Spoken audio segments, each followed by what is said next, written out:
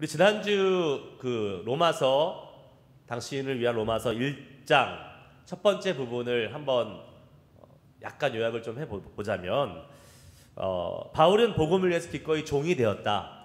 종됐다는 것은 무엇을 의미하죠? 나의 권리를 다 포기하는 것. 하지만 예수님의 종되는 것은 너무나도 가치 있는 것이고, 다른 종이 아니라 주님을 위한 종이라면 기꺼이 될 만한 것이다 라는 것을 나눴고요. 또 복음이라는 것은 바로 우리가 축복받고 우리가 잘되고, 물론 그것이 결과적으로 오는 것이지만 그것보다 더 중요한 것은 복음은 오직 예수 그리스도 그분을 위한 것이지 우리가 무엇을 얻기 위한 것은 아니다라는 것을 말씀 나눴습니다. 그리고 바울이 로마 교회에 가고자 하는 그 이유 중에 하나가 로마 교회를 이렇게 안위하고 경고케 하는 것뿐만 아니라 자신도 로마 교회 성도들과 더불어서 함께 더 견고해지고자 같이 함께 격려받기를 원했다는 것을 우리가 살펴보았습니다. 오늘 우리는 거기에서 이어서 로마 교회가 바울이 그렇게 가고 싶어 했는데 그 또 다른 이유를 오늘 본문 말씀을 통해서 볼 수 있는데, 그것이 무엇이냐 하는 내용을 살펴보면서 지난주에 이어서 이어가도록 하겠습니다. 내용을 우리 13절 말씀을 같이 함께 읽겠습니다. 13절 말씀입니다. 읽습니다. 시작. 형제들아, 내가 여러 번 너희에게 가고자 하는 것을 너희가 모르기를 원하지 아니하노니, 이는 너희 중에서도 다른 이방인 중에서와 같이 열매를 맺게 하려 함이로되 지금까지 길이 막혔도다. 아멘. 자, 지금 바울이 로마에 여러 번 가려고 했는데 길이 막혔고, 그러한 중에서도 바울이 원했던 것이 무엇입니까? 어떤 거예요? 너희 중에서도, 또 다른 이방인 중에서도 뭘 맺게 한다고요? 열매를 맺게 함이로되 라고 말씀하고 있어요. 열매를 맺게 하는 것이 바울이 로마 교회에 가고자 하는 목적이었다는 거예요. 자, 바울은 지금 분명히 얘기하고 있습니다. 너희 중에서, 로마 교회인 너희들 중에서, 또 다른 이방인 중에서, 그러니까 로마 교회 안과 로마 교회 밖에 있는 모든 사람들이 열매를 맺기를 원한다는 것을 우리는 알게 되는 것입니다. 열매를 맺는다는 것이 뭐죠? 다른 말로 얘기하면 열매를 맺어서 뭐 하는 거예요? 추수하는 겁니다. 열매를 거두는 거예요. 즉 바울은 교회를 격려하고, 또 로마 교회를 격려하고 로마 교회만 격려하는 것이 아니라 로마 교회 밖에 있는 사람들 또한 전도하기를 원했던 것이지요. 자, 여러분 우리 잘 들어보세요. 우리가 신앙생활하고 믿음생활하면서 조심해야 될 게 한 가지 있습니다. 그것이 뭐냐면, 우리가 잘못하면 너무 교회 중심으로, 교회 안으로만 들어온다는 거예요. 그것도 당연히 필요하죠. 교회 안에서 훈련받고, 교회 안에서 교제하고, 교회 안에서 기쁨이 넘쳐서 에너지가 충만해서 그 다음에 어떻게 해야 돼요? 바깥으로 나가야 되죠. 맞아요. 교회 밖으로 나가는 겁니다. 거기서 끝나면 안 돼요. 근데 많은 교인들이 어떻게 합니까? 교회 안에 너무 포커스가 많이 맞춰져 있어요. 교회 안에서 좋아요. 본인들끼리 좋아요. 자기들끼리 좋아요. 교인들끼리 좋아요. 그런데 교회 나가면 끝이에요. 이러한 모습들이 많이 있습니다. 생각보다. 자, 자칫 잘못하면 교회 안에 머물려는 신앙의 모습을 우리도 모르게 가질 수 있다는 거예요. 교회 중심이라는 말은 좋습니다. 하지만 교회만 중심이면 안 되는 거예요. 그걸 꼭 기억하세요, 여러분. 우리의 삶은 교회 안에서 이루어지는 것이 아닙니다. 교회 안에서 훈련받고 은혜 받아서 그것이 이루어지는 것은 어디예요? 교회 밖에 살면서 이루어지는 거예요.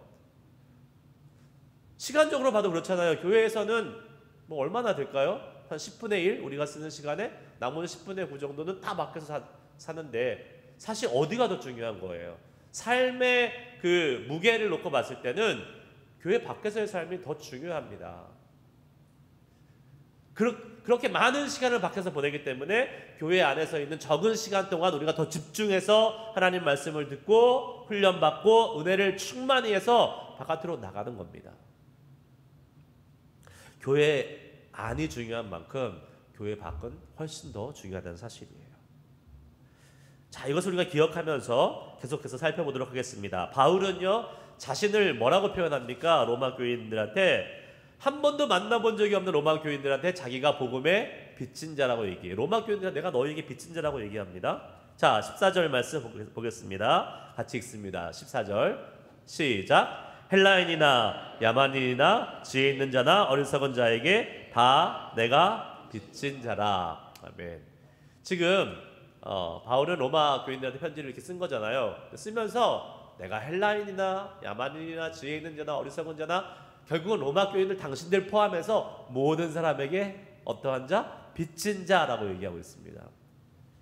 근데 이게 좀 이해가 안 되잖아요. 왜 바울이 로마 교인들이나 아니면 모든 사람에게 빚진 자예요? 그것도 만나는 사람마다 빚쟁이인 거예요. 내가 이 사람 만나도 빚쟁이, 빚을 진자, 갚아야 될 사람이 된 거예요. 빚을 받을 사람이면 얼마나 좋겠어요. 그러면 신날 텐데. 근데 빚을 진자예요. 갚아야 될 사람인 거예요. 이게 좀 이해가 안 되는데 이 책에서 좋은 예를 들었어요. 팀 켈러 목사님 이러한 예를 들더라고요. 그걸 들으니까 탁 찰떡같이 이해가 되더라고요. 자, 우리가요. 제가 박영훈 집사님한테 박 집사님 제가 100불을 드릴 테니까 김춘선 집사님을 만나면 100불을 전해주세요. 이렇게 얘기했어요. 그러면 박 집사님은 김춘선 집사님을 만나기 전까지는 김춘선 집사님한테 100불을 빚진 사람이야, 안 빚진 사람이에요? 빚진 사람이 줄 때까지는 100불을 빚진 사람이에요. 줘야지 그게 끝나는 거잖아요. 그렇죠? 마치 이걸 하는 거예요. 우리는 하나님으로부터 복음을 전하라고 복음을 받았잖아요. 누구한테? 만나는 모든 사람한테 복음을 전하라고 복음을 받은 사람이라는 거예요. 그럼 우리가 복음을 전해주기 전까지는 우리는 그 사람에게 복음을 빚진 자라는 겁니다. 바울이 그 표현을 지금 하고 있는 거예요. 바울이 한 번도 만나본 적이 없는 헬라인, 야만인, 지혜 있는 자, 어리석은 자 모든 사람에게 빚진 자래요. 자기가. 이거 말이 안 되는 거잖아요, 사실. 그런데 말이 되는 거였어요. 왜냐하면 복음을 받았고 그 복음을 전해야 될 사명을 바울은 얻었기 때문에 그런 것입니다. 여러분, 우리가 복음을 전할 때요, 특별히 복음을 전하는 대상을 가려서는 안 되는 것입니다. 왜요? 그것이 주님의 명령이에요. 내가 사랑하는 사람, 내가 가까운 사람, 우리가 잘못하면 이 복음 전하는 전도의 대상을 우리가 선택하는 경우들이 많이 있습니다. 그거 사실은 좋은 거 아닙니다. 우리가요, 특별히 복음을 전할 때 아주 가까운 사람에게 복음을 전하는 것을 기피할 때가 많이 있습니다. 꺼려할 때가 많이 있다는 거예요. 사람마다 달라요. 그냥 어떤 사람은 그냥 그게 전혀 불편하지 않아서 그냥 막 전하는 사람이 있는 반면에 대부분의 사람들은 가까운 사람에게 복음을 전하는 것을 불편해합니다. 꺼려해요. 왜 그럴까요? 맨날 봐야 되는데 관계가 틀어질까 봐. 그러니까 내 가족들 정말 사랑하는 영혼이죠. 그런데 내일 또 봐야 되고 그 다음날 또 봐야 되고 나의 직장에서 매일같이 만나는 사람들 정말 소중한 사람이고 정말 소중한 관계에 있지만 자칫 잘못하면 이것 때문에 관계가 깨질까 봐 복음을 전하지 못하는 경우들이 많이 있습니다. 우리가요, 선교지 가면 복음 잘 전합니다. 왜 잘 전하는지 아세요? 왜 그럴까요? 한 번 보고 안 볼 사람이니까. 부담이 없어요, 부담이. 제가 너무 비약해서 얘기하나요? 그 부분도 없지 않아 있지 않겠어요? 그게 다는 아니죠. 물론 열심히 기도하고 그 다음에 마음에 주님의 마음을 품고 갔기 때문에 전할 수 있는 거지만 또 동시에 한 가지 이유는 단기 선교 온 사람들 말하는 거예요. 한번 2주 3주 왔다 갔다 가는 사람 가서 열심히 복음 전하고 자기 집으로 오면 안전합니다. 단기 선교 다녀오신 분들은 아마 기억나실 거예요. 본인이 가셨던 단기 선교 한번 기억해 보세요. 그 선교지 가서는 열심히 전하잖아요. 밤낮없이 전하잖아요. 근데 왜 우리 사는 데서는 안전합니까? 뭐가 다를까요? 저는 그거 같아요. 네. 모르는 사람한테는 정말 안 볼 사람이니까 얼마든지 전화할 수 있어요. 근데 나와 관계 있는 사람들, 나와 이제 내 삶의 영역으로 돌아왔을 때에 내가 아는 사람들과의 관계성 속에서는 어려운 거예요. 쉽지 않은 거예요. 근데 과연 그게 하나님 앞에 좋은 모습일까 생각해 보는 거예요. 단기 선교 가서는 2주 동안 열심히 복음을 전하는데 나머지 돌아와서 사는 2년 동안은 한 번도 안 전해요. 또 그 다음 2년 뒤에 또 단기 선교 가서 열심히 전하고 또 2년 동안 한 번도 안 전해요. 이거는 건강한 신앙이라고 볼 수 없을 것 같아요.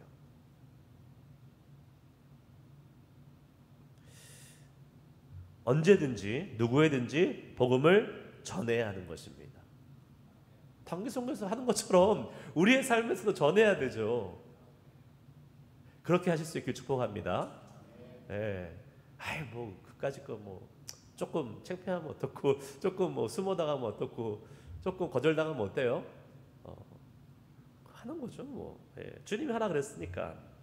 주님의 명령을 기억한다면 우리는 할 수 있는 겁니다.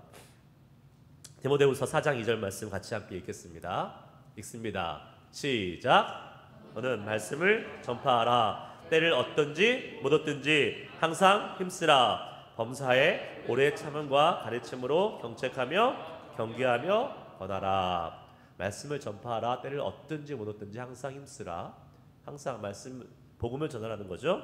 자, 또 로마서 10장 13절 15절 말씀 이렇게 읽겠습니다. 시작. 누구든지 주의 이름을 부르는 자는 구원을 받으리라. 그런즉 그들이 믿지 아니하는 이를 어찌 부르리요? 듣지 못한 이를 어찌 믿으리요? 전파하는 자가 없이 어찌 들으리요? 보내심을 받지 아니하였으면 어찌 전파하리요? 기록된 바 아름답도다. 좋은 소식을 전하는 자들의 발이여 함과 같으니라. 아멘. 누구든지 주의 이름을 부르는 자는 구원을 받으리라. 아멘. 우리가 정하면 돼요, 안 돼요? 안 되는 거예요. 누구든지 구원받을 수 있어요. 그렇기 때문에 우리가 복음을 전하는 대상을 내가 마음대로 결정해서는 안 된다는 겁니다. 교회 아니든 교회 밖이든 복음이 또 필요해요. 교회 아니라고 다 구원받았다고요? 아니요, 천만의 말씀. 교회 안에서 구원받지 못하고 있는 자들이 의외로 있습니다, 여러분. 다 예배 잘 드리고 신앙생활 잘하는 것 같지만 그 마음속에 예수 그리스도가 나의 구주라는 사실을 고백하지 못한 사람들이 있어요, 여러분. 그러면 구원 못 받는 거예요.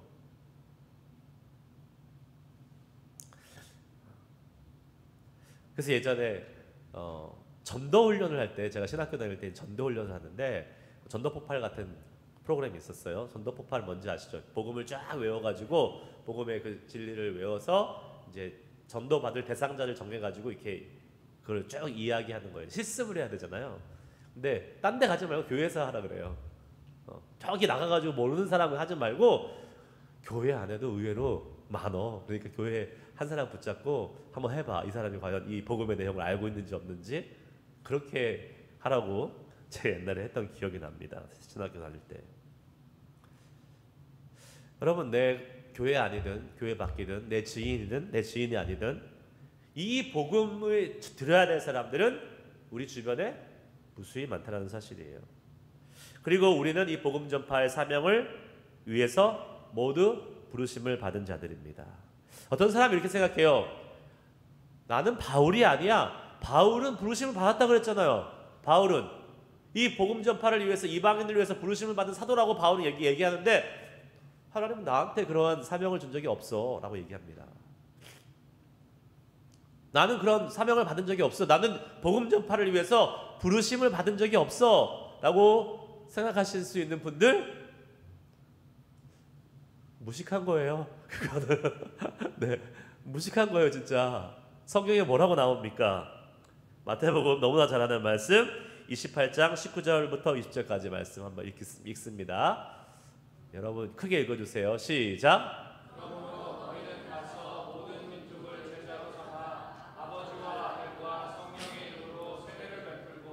내가 너희에게 분부한 모든 것을 가르쳐 지키게 하라. 볼지어다 내가 세상 끝날까지 너희와 항상 함께 있으리라 하시니라. 아멘.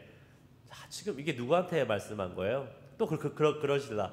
아, 제자들한테만 말씀하신 거죠. 우리는 아니에요. 제자들뿐만 아니라 예수님을 따르는 모든 사람에게 말씀하신 거잖아요. 우리 모두는 복음 전파에 부르심을 받은, 사명을 받은 사람들입니다. 믿으십니까? 아멘. 그래서 우리는 전해야 될 사명이 다 있고요. 모두에게 이 복음을 증거해야 될 그러한 철저한 사명을 가진 자라는 것을 기억하고, 때를 어떤지 못 어떤지 정말 사람을 가리지 말고 누구에게든지 복음을 전할 수 있는 우리 모두가 될 수 있기를 주의 이름으로 축복합니다. 아멘.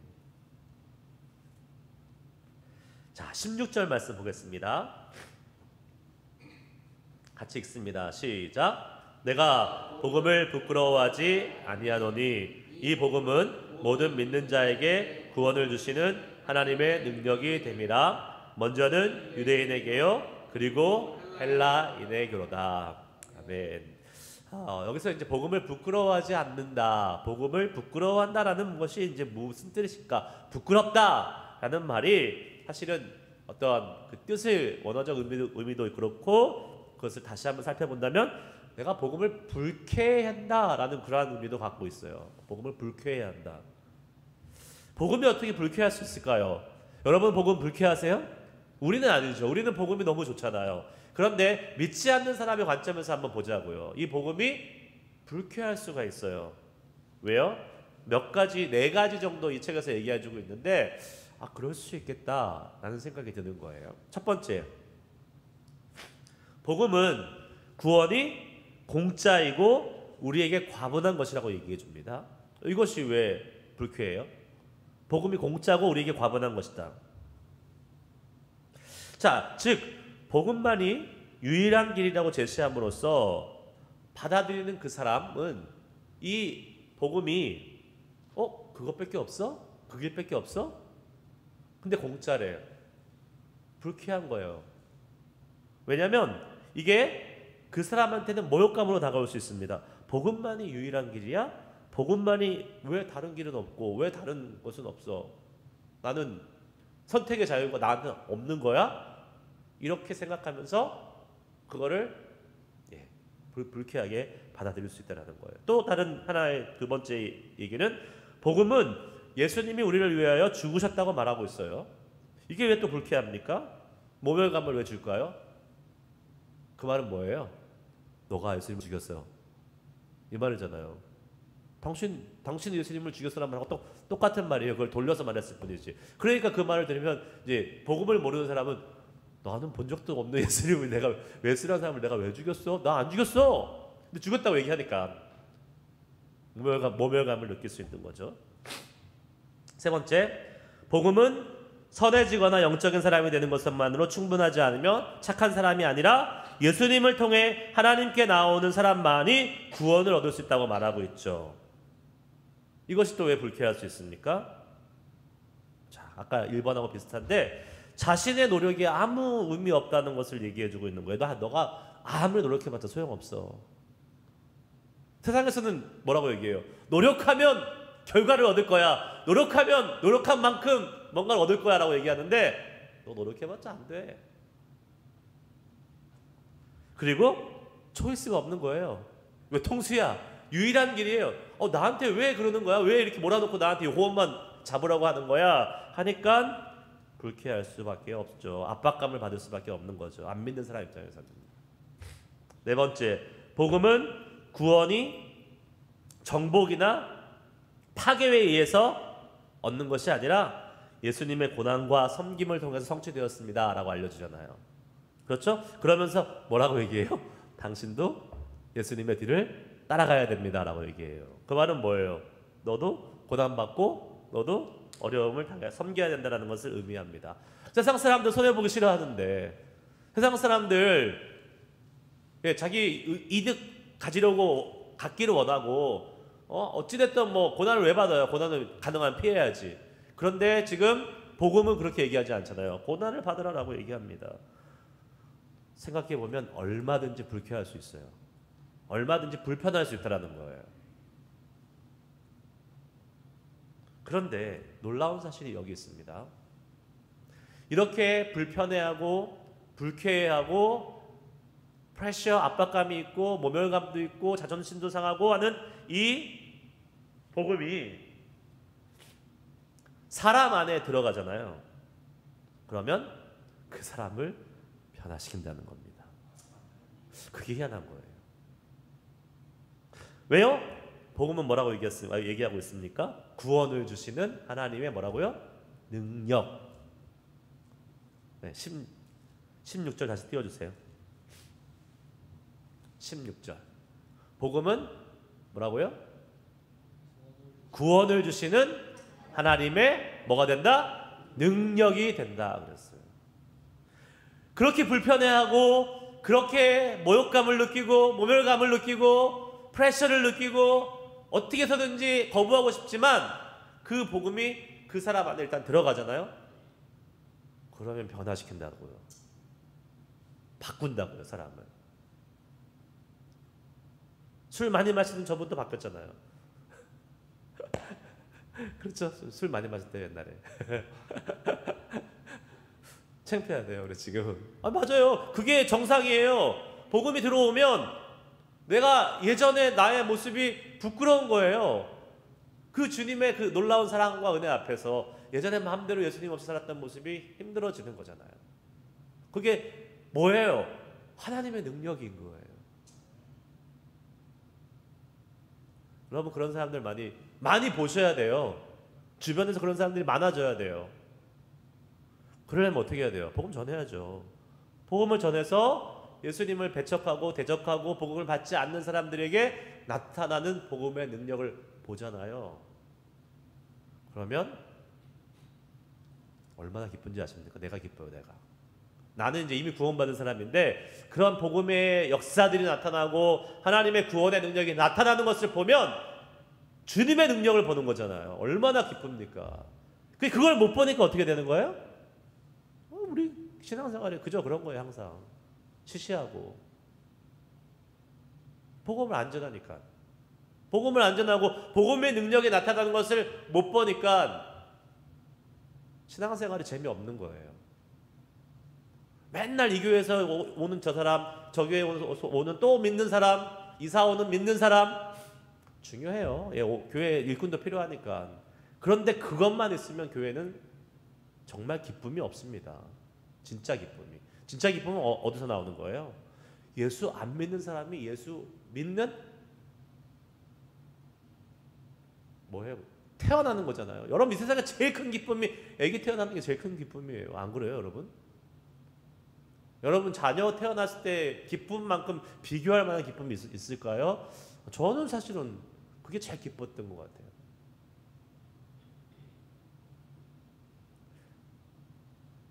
새 생명이 태어나는 것 정말 기쁜 일입니다. 잔치하잖아요, 사실. 교회에 우리의 신앙생활에 새 생명들이 태어나는 기쁨이 내 주변에서 계속 보고 느끼고 경험해야지 내 믿음 생활이 뭐랄까 활력이 생깁니다. 안 그러면 진짜 매너리즘에 빠져요. 맨날 거기서 거기 갖고. 하나님의 능력을 경험해야 되는데, 구원을 주시는 하나님의 능력이 내 삶 가운데 나타나는 것을 봐야 되는데 그거를 못 보고 있으니 복음을 전해야지 보는 거죠.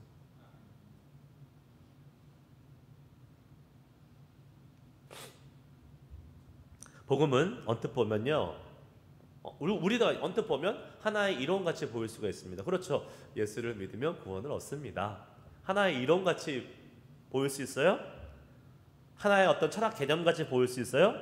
하지만 이 복음이 사람 안으로 들어가서 그 사람이 인격적으로 이 복음과 만나게 되면 그것이 완전한 능력으로 나타나는 것을 보게 됩니다. 어떤 능력이요? 구원을 주시는 하나님의 능력. 구원을 주시는 하나님의 능력. 우리를 구원하고 하나님과 화해하게 하며 하나님 나라의 시민권을 영구히 보장해 주는 놀라운 능력. 자, 그래서 이 구원을 위해서 이 복음을 받는 사람들에게 요구하는 건 딱 한 가지가 있어요. 뭐예요? 예수를 믿기만 하면 되는 거예요. 믿기만 하면, 이 복음을 전해줬어요. 그 사람 입장에서는 믿기만 하면 된다. 다른 거 필요 없습니다. 믿기만 하면 되는 거예요. 그래서 우리는 이렇게 얘기합니다. 복음의 능력은 무한하다. 즉 모두 누구에게나 복음의 능력을 미칠 수 있다. 하지만 동시에 복음은 믿는 사람들에게만 워킹하는 유한한 것이다.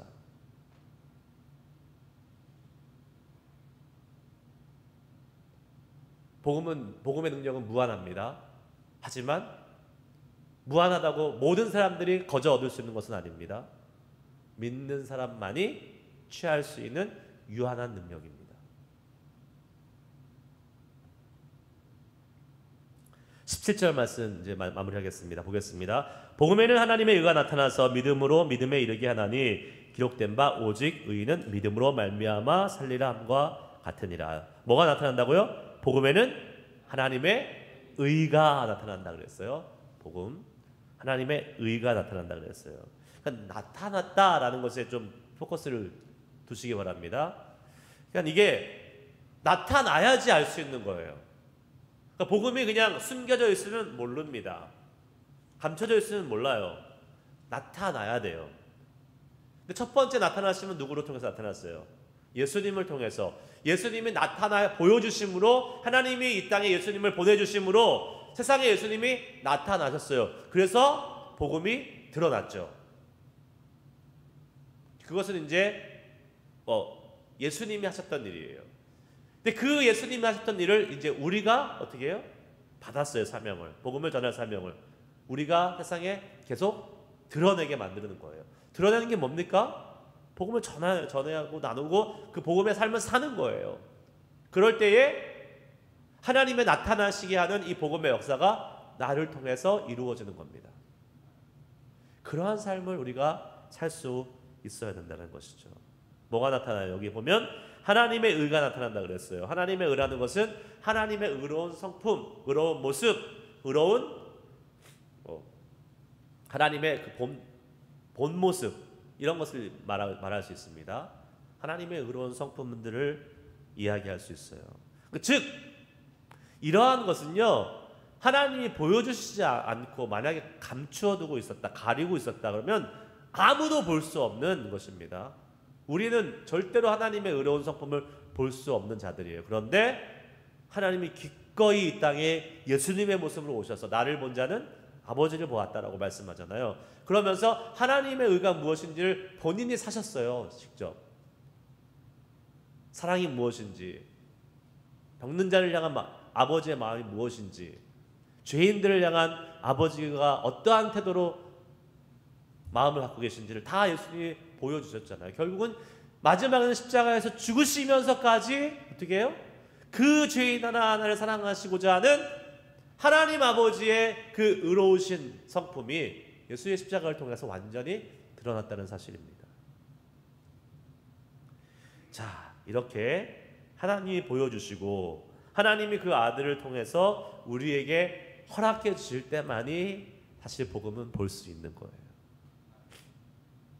여러분이 복음을 지금 들었고 믿고 있다면 여러분에게는 하나님의 복음을, 하나님의 의를 나타내 보여주신 은혜가 있었기 때문에 가능한 것입니다. 우리도 이제 그 사명을 받아 우리가 나타난다 그랬잖아요. 막 이 복음을 전해요. 예수님은 누구시고 예수님이 십자가에 죽으셨고 우리 예수님을 믿으면 구원을 받는다. 우리도 전하지만 결국은 그것을 그 사람에게 나타나게 하시는 분은 누구라고요? 하나님. 하나님께서 나타나게 하셔야지만이 그 사람이 우리가 전하는 복음을 믿을 수 있는 것이라는 거예요. 그런데 복음을 전한다고 다 믿습니까? 아니잖아요. 안 믿는 사람이 있어요. 모든 죄와 문제의 뿌리 어디에 있냐면 바로 불신앙, 복음을 거부하는 데서 비롯되는 것입니다. 복음은 항상 사람들을 거북하게 하는 거예요, 사실은. 아까 말씀드렸잖아요. 세상 사람들의 입장에서 보라니까요. 왜 복음 이 좋은 거를 안 받아? 우리는 그렇지만 세상 사람들의 입장에서는 세상 거북한 거예요, 정말 이게. 그냥 받아들이기는 쉽지 않은 거예요. 그 세상 사람들의 마인드셋, 그 사람들의 이 뭐랄까 세계관, 자기의 패러다임으로는 이것처럼 불편하고 거북한 게 없는 거예요. 그런데 아까 말씀드린 대로 하나님께서 보여주시고 그걸 알게 하시는 그 순간에 이 사람들의 마음이 열리는 거죠. 근데 가만히 있으면 열립니까? 하나님이 보여주십니까? 아니죠. 누군가는 전해야 돼요. 전하는 자가 없이는 어떻게 들을 수 있겠어요? 전파하는 자가 없이 어찌 들으리요? 보내심을 받지 않았으면 어찌 전파하리요? 기록된 바 아름답도다 좋은 소식을 전하는 자들의 발이여함과 같으니라. 우리의 전함을 통해서 우리의 복음을 증거하는 그 모습을 통해서 하나님이 그 의를 나타낼 수 있는 기회들을 계속 우리와 함께 얻고 계신다는 사실입니다. 안전하면 찬스가 없는 거죠. 아까 말씀드렸죠. 복음은 거북하고 불편하고 심지어 불쾌하다고. 왜요? 자꾸 사람들의 약점, 사람들의 결핍, 부족함, 이것을 자꾸 복음은 뭐라고요? 찝어내고 있어요. 너 죄인이야. 너 힘으로는 안 돼. 다른 길 없어. 너가 아무리 착한 일 해봐. 그건 안 되는 거야. 예수 그리스도만이 유일한 길이야 라고 얘기하고 있기 때문에 복음은 정말 하나님이 그 마음을 여셔서 보여주지 않으시면 불편한 거고 힘든 거죠. 그래서 우리가 복음을 전할 때요, 우리의 어떻게 보면 뭐 세상으로 말빨, 우리의 그 뭐 말의 그 기술, 능력, 어림도 없는 소리입니다. 안 돼요. 아무리 말을 이렇게 돌리고 저렇게 돌리고 이렇게 해도 결국은 너는 안 된다는 거잖아요. 너 예수 아니면 안 된다는 얘기잖아, 결국은. 이게 복음인 거잖아요. 그래서 우리는 기도해야 되는 거예요. 하나님, 저 마음에 주님의 의를 비춰주세요. 나타내주세요. 이렇게 기도하면서 복음을 전하는 겁니다. 그래서 말빨하고는 아무 상관이 없어요. 복음 전하는 데는. 내가 말을 잘하고 못하고는 아무 상관없어요. 계속 성경에서 나오잖아요. 나는 입이 뻣뻣하다, 뭐 말을 못한다. 하나님이 뭐라 그러세요? 아무 상관없다고 하잖아요. 아무 상관없다고. 내가 다 할 테니까 너는 가서 전하기만 해. 너는 가서 증거하기만 해. 라고 말씀하고 있잖아요.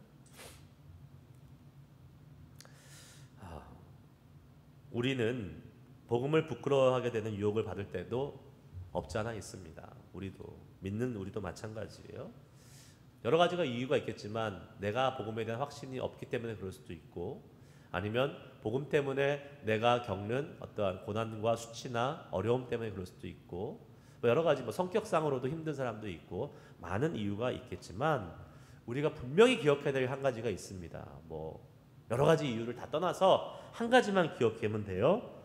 자, 복음이 뭐다? 하나님의 능력이다. 나의 능력과는 상관이 없다. 복음은 하나님의 구원을 주시는 하나님의 능력이다. 그래서 꼭 기억해야 됩니다. 그래서 복음을 통해서 하나님의 의가 드러나서 우리가 그 의를 받고 있다는 것을 기억해야 됩니다. 우리는 구원받은 사람이잖아요. 하나님의 의가 우리 가운데 나타난 사람들이에요. 안 그랬으면 우리는 복음을 믿지 못해요. 지금 여러분들이 예수를 믿고 복음을 얻은 사람이라면 하나님이 이미 여러분에게 이 하나님의 의, 구원을 주시는 하나님의 그 의를 다 비춰주셨고 우리는 그 의를 받은 사람이라는 것입니다.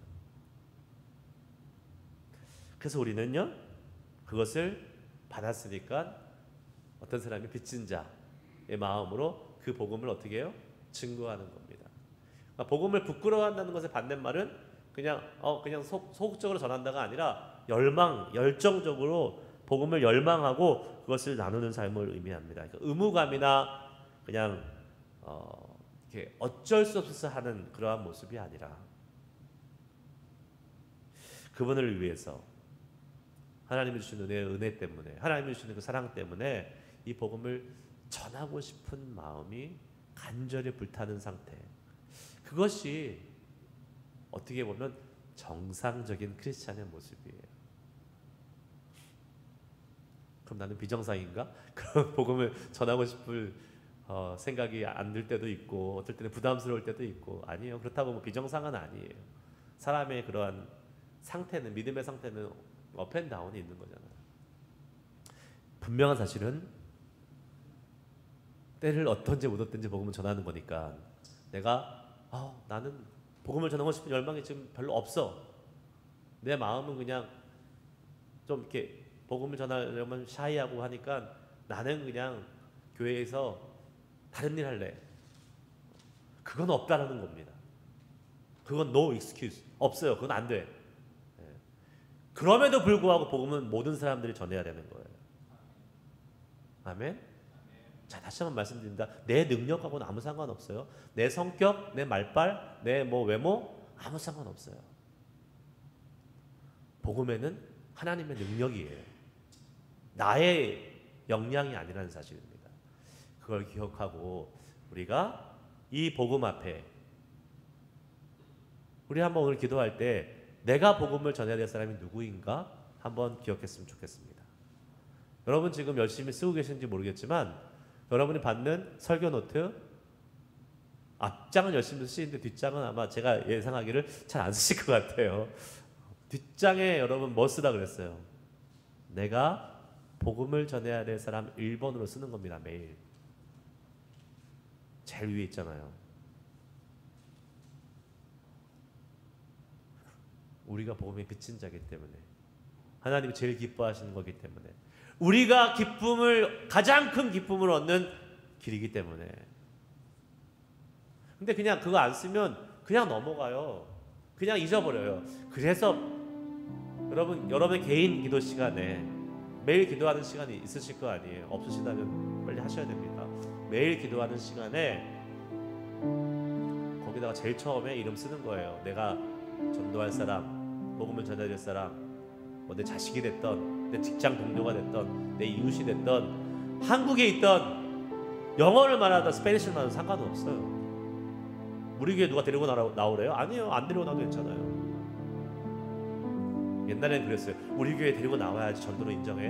그런 게 어디 있습니까? 누구든지 복음은 전하고 그 사람이 예스, 내가 예수 믿을 거야, 그럼 되는 거예요.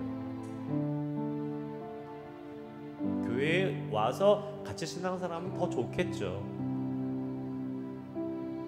근데 우리 주변에 한국말 하는 사람보다 영어말 하는 사람이 훨씬 많은데 우리 교회 데려오고 싶지는 않잖아요. 우리 KM 예배에는, 물론 EM 예배 가면 되죠. 그러니까 제한을 두지 마시고 이 복음을 전하는데 힘쓰시기 바랍니다.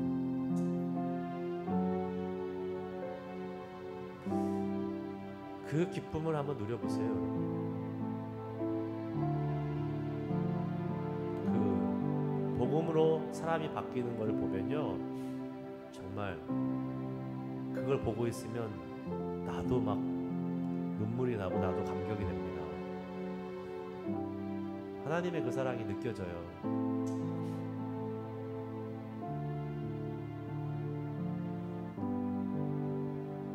교회 안에만 머물러 있는 자들 되지 마시고 복음은 교회 밖에서 전하는 겁니다. 물론 교회 안에도 예수를 모르는 사람들이 있기 때문에 우리가 조심하고 케어풀리 봐야 돼요, 아주.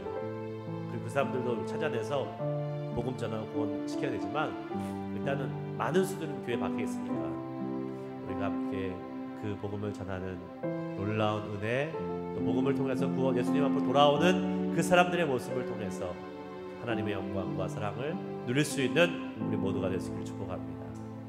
기도하겠습니다.